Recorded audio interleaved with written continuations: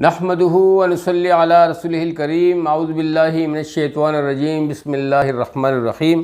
غواص بن حارث کا واقعہ مشہور ہے کہ جب ایک سفر میں حضور اقدس صلی اللہ علیہ وآلہ وسلم تنہا سو رہے تھے، وہ تلوار ہاتھ میں لے کر حضور اقدس صلی اللہ علیہ وسلم کے پاس پہنچ گیا، اور حضور اقدس صلی اللہ علیہ وسلم کی آنکھ اس وقت کھلی جب کہ وہ تلوار سونتے ہی پاس کھڑا تھا۔